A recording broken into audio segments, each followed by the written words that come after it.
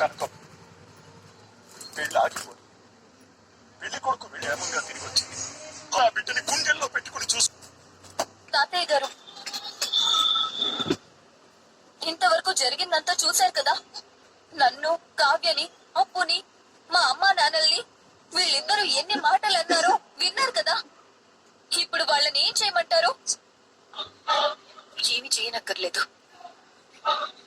వాళ్ళిప్పటికీ సిగ్గుతో చచ్చిపోతున్నారు. వాళ్ళని వదిలేయక్క. అమ్మమ్మ గట్టి పెట్టారు కదా ఇప్పుడే. మన అప్పు మనకి క్షేమంగా దక్కింది. అది చాలు మనకి. ఏం చాలు కావ్య? వీళ్ళ వల్లే కదా, వీళ్ళన్న మాటల వల్లే కదా పెళ్లి కొడుకు మన గురించి, మన కుటుంబం గురించి తోలనాటి వెళ్ళిపోయాడు. ఇప్పుడు ఎన్ని నిందలు మోసుకుంటూ పెళ్లి కూడా ఆగిపోయి జీవితాంతం అప్పు ఒంటరిగా మిగిలిపోవాలా? పెళ్లి చేసుకోవడానికి ఎవరు వస్తారు? వీళ్ళ వల్ల నా కూతురు జీవితాంతం పెళ్లి కాకుండా మిగిలిపోవాలా?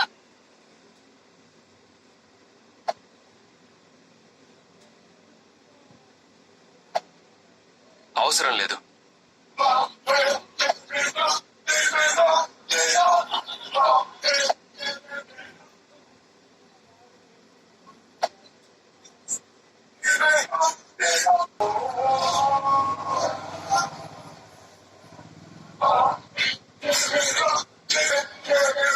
అప్పుని నా తమ్ముడు మనస్ఫూర్తిగా ప్రేమించాడు.